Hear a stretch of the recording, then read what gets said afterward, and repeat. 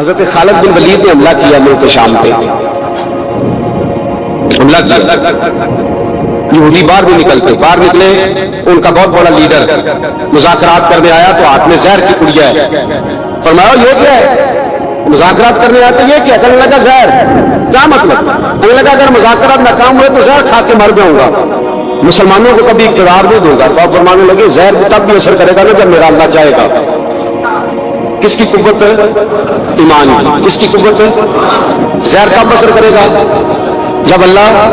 تو کہنے لگا یہ بڑا زہریلا زہر ہے ہمارے علاقے کا، یہ تو کسی کے ناک میں ذرا ہوا سے چلا جائے تو بندہ مر جاتا ہے۔ آپ فرمانے لگے بندہ تب بھی مرتا ہے جب اللہ مارے، اور جسے اللہ نہ مارے مر سکتا۔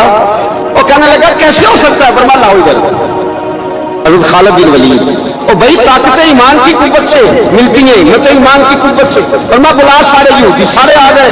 فرمایا تم کہتے ہو زہر ہوا کے ذریعے ناک میں بھی چلا جائے تو بندہ مر جاتا، پوری پڑیا زہر کی جناب خالد کھا گئے، پانی کا گلاس پی گئے، 18 رکعتیں نفل بھی پڑھ گئے۔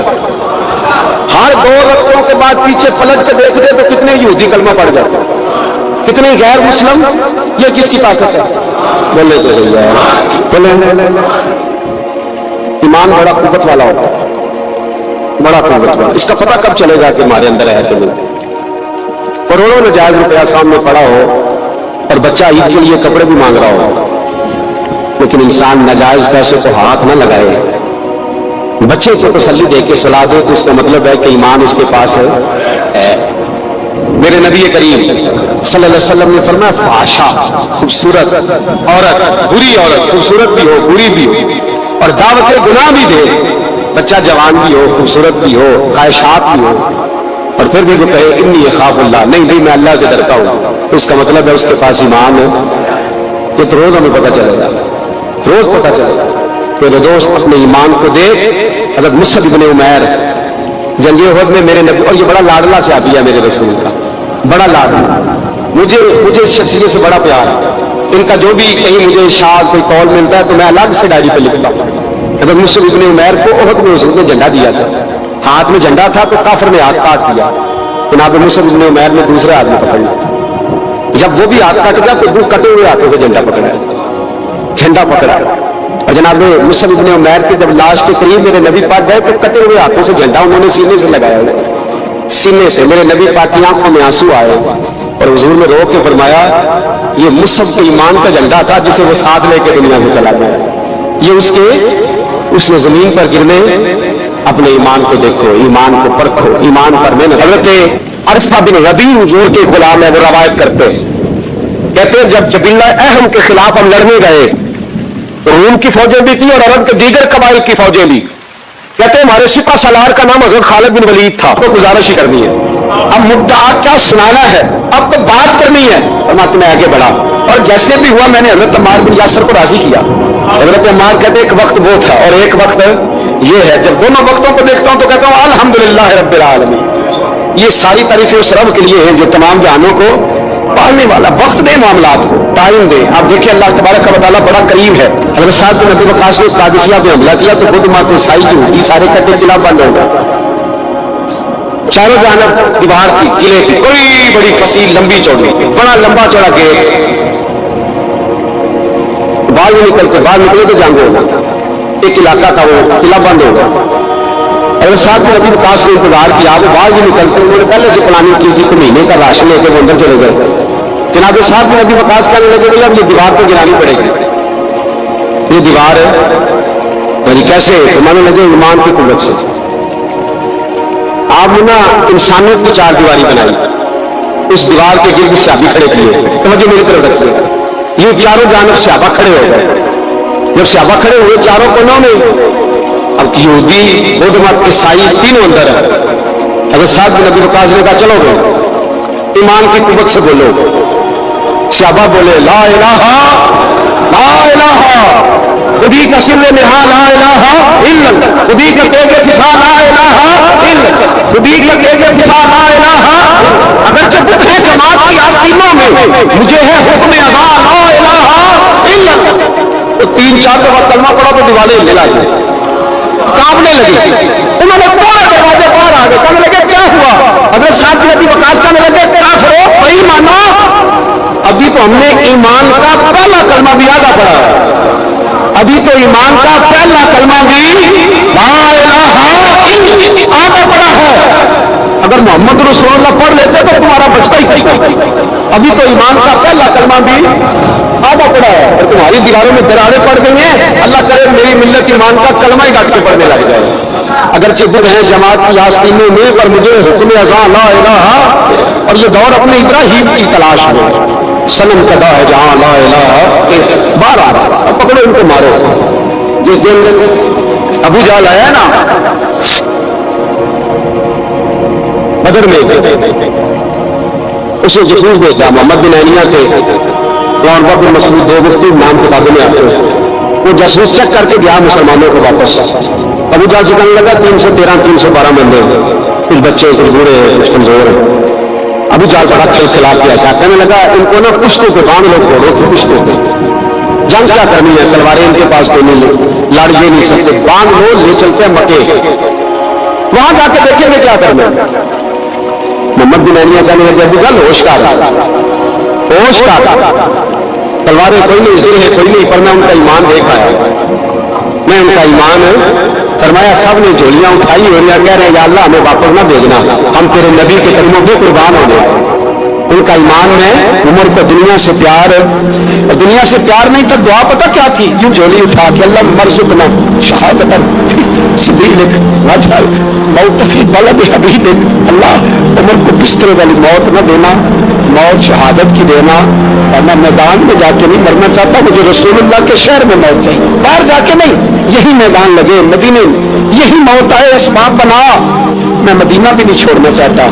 तो भाई इन लोगों को नहीं प्यार था। जनाब सिद्दीक अकबर का विसाल हुआ तो जहर के असर से, वो जो आपको जहर लगा था, बाद मुफस्सिरीन ने लिखा है कभी कभी वो जो सांप ने डसा था तो कभी कभी उसका असर आता था, बस अल्लाह ने शहादत देनी थी कभी कभी, वरना तो बड़ी शिफाएं थी।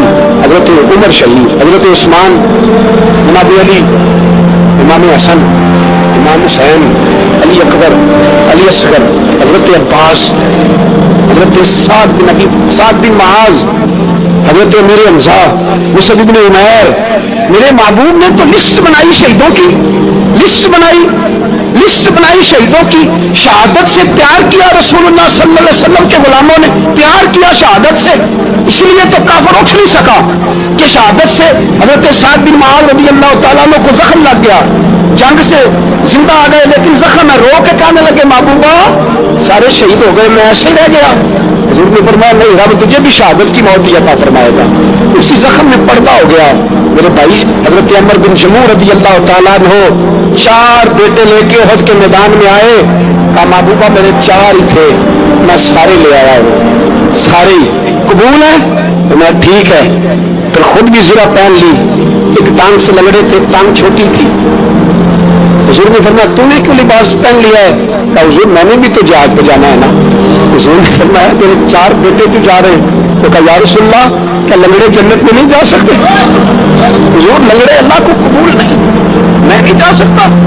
मेरे नबी पाक सल्लल्लाहु अलैहि वसल्लम ने फरमाया नहीं, जन्नत तो तेरा इंतजार कर लेंगे। कहा हुजूर तो मैं भी जाऊंगा, बच्चे जाएंगे तो मैं भी जाऊंगा। एक बीबी उहद के दिन 3 साल का बच्चा लेके घर से निकली, बीबियों को कहती है मेरा खामद भी बदर में शहीद हुआ, भाई भी और बाप भी, आज हुजूर ने फिर बुलाया है, दिल करता था कोई जवान बेटा होता तो मैं पेश करती, पर अब मेरे पास ये 3 साल का ही है। बच्चा लिया मदीने में मस्जिद नबी में, हजरत बिलाल से कहने लगी 2 मिनट हुजूर का दीदार चाहिए। नबी पाक आए, कैसे आई हो? कहने लगी महबूबा मैं शहीद की बेटी, शहीद की बहन, शहीद की बेवा हूँ, मेरे पास अब जवान तो कोई नहीं, ये 3 साल का ही है। हुजूर ने मुस्कुरा के फरमाया ये करेगा क्या करेगा? कहने लगी हुजूर सुना है असला थोड़ा है, ढाल की जरूरत है, लोहे की ढाल होती थी, जब तलवार आती थी तो आगे की जाती थी।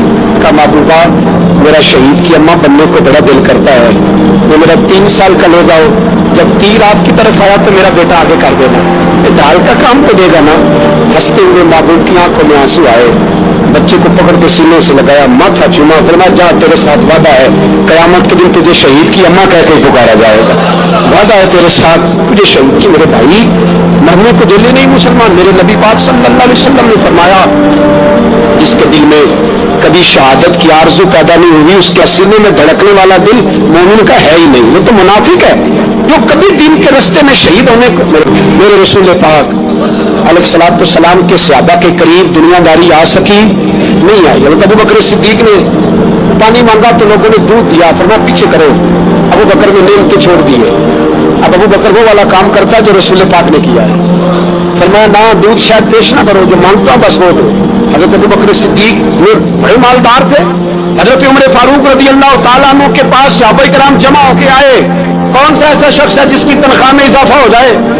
تو لوگ کہتے ہیں نہیں نہیں مجھے نہیں چاہیے. پر ہم نے وہ لوگ دیکھے, حاجی صادق صاحب کو مسجد والوں نے کہا 1000 روپیہ تنخواہ بڑھانی ہے, تو ایسا کہنے لگے میرا بڑا سونا گزارا ہوتا مجھے نہیں بڑھے دے.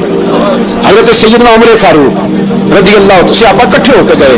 کہنے لگے عمر حضور کے زمانے میں بظاہر غربت رہی, جناب صدیق اکبر کے زمانے میں غربت, اب تو بڑی ریل پیل ہے, بحرین سے لاکھوں کا مال آتا ہے, آپ کو بڑے بڑے سفیر ملنے آتے ہیں, پر آپ وہی پرانا کرتا اور وہی تامت جو کئی جگہ سے سی آپ نے کئی جگہ سے پھٹی. اور حضرت عمر ایک دن عید کی نماز پڑھانے گئے تھے تو ننگے پیری چلے گئے. لوگوں نے کہا جوتا, فرمایا ٹوٹ گیا تھا یار, پہننے کے قابل نہیں تھا. فرمایا ننگے پیر آ گئے, لوگ کیا کہیں گے؟ فرمایا چھوڑو, عمر کے پاؤں ننگے ہیں لیکن عمر کے کردار میں تو کوئی شک نہیں نا, پیر ہی ننگے ہیں نا, کیا ہوا, چھوڑو اس بات. کوئی پیار نہیں دنیا داری سے, دولت سے کوئی چکر ہی نہیں. حضرت سیدنا عمر فاروق رضی اللہ تعالیٰ عنہ کو صحابہ نے اکٹھے ہو کے کہا, یہ ہے امت کے بیدار ہونے کے طریقے جو عرض کر رہا ہوں. کہا جناب آپ اب بڑا مال غنیمت ہے اور جس طرح ہر صحابی کا حصہ ہے آپ کا بھی حصہ ہے, تو ایک نیا کرتا ہی ڈال لیں آپ خرید کے. اب جب مشورہ ہو گیا صحابہ میں تو کہنے لگے عمر سے بات کون کرے گا؟ نیا کرتا پہننے کی عمر سے بات کس کو برا لگتا ہے جی؟ نیا کرتا کون بات کرے گا؟ حضرت سیدنا علی المرتضیٰ کا انتخاب ہوا. کہنے لگے مولا علی کی بڑی عزت کرتے ہیں, ان سے بڑا پیار کرتے ہیں, ان سے بات کرتے. تو حضرت علی کو بلایا گیا, عرض کی حضور مہربانی فرمائیں. حضرت عمر سے کہے نئے کرتے کے لیے, آپ فرمانے لگے عمر میری بڑی قدر کرتا ہے, بڑی بات سنتا ہے, پر یہ والا کام نہیں میں عمر سے کہہ سکتا, یہ کسی اور سے کہو.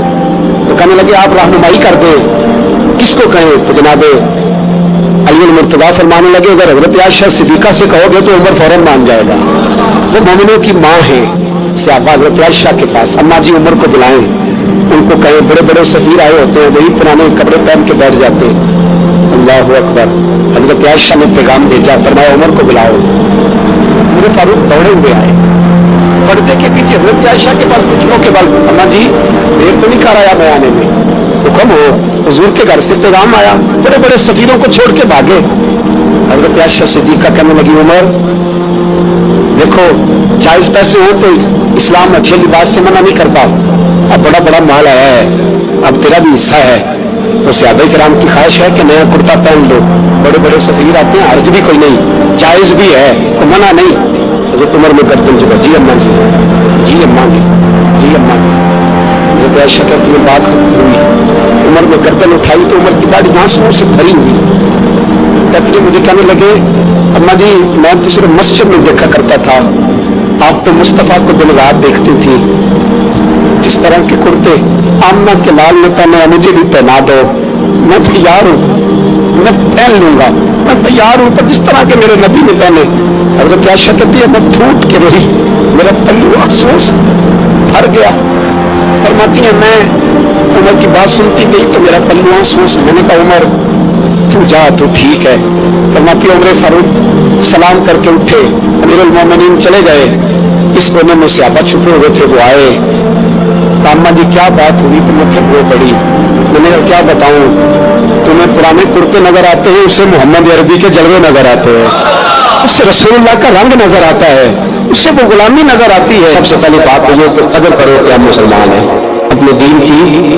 دوسری بات قرآن پاک کے ساتھ پیار کرو. تیسری بات شہادت کی آرزو. چوتھی بات ایمان کو مضبوط کرو, ایمان کو وہی ایمان کو. اللہ فرماتا ہے تم ایماندار رہنا, میں تمہارے ساتھ رہوں گا. ولا تہنوا ولا تحزنوا وانتم الاعلون ان کنتم مؤمنین. یہ پختہ ہوتا کیسے ہے؟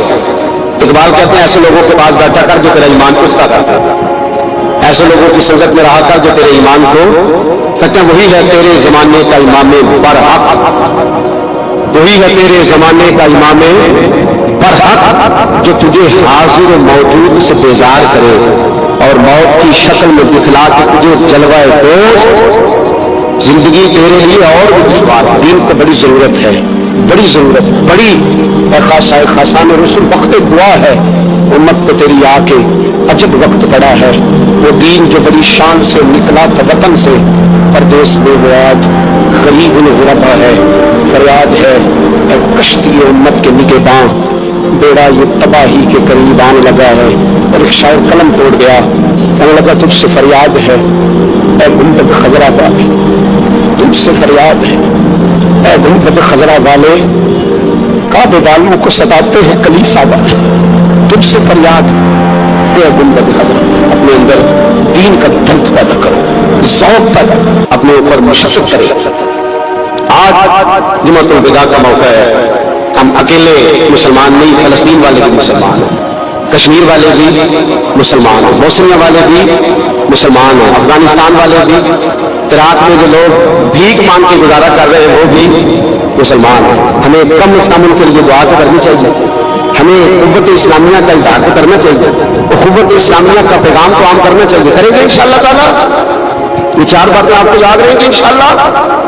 میری یہ درد مندانہ اپیل ہے آپ دوستوں سے، اور کچھ کرے نہ کرے میرے محبوب کی امت کے لیے دعا ضرور کیا کریں، ان کے لیے دعا کیا کریں. اے اللہ اس قوم کو غیرت ایمانی عطا فرما دے، اے اللہ اس ملت کو جذبہ جہاد عطا فرما، اے اللہ اس امت کو شوق شہادت عطا فرما، اے اللہ اس قوم کو اپنے نبی کا سچا پیار عطا فرما صلی اللہ علیہ وسلم، اور اللہ سب کے لیے رحمت کے فیصلے فرمائے. آخر دعوانا ان الحمدللہ رب العالمین.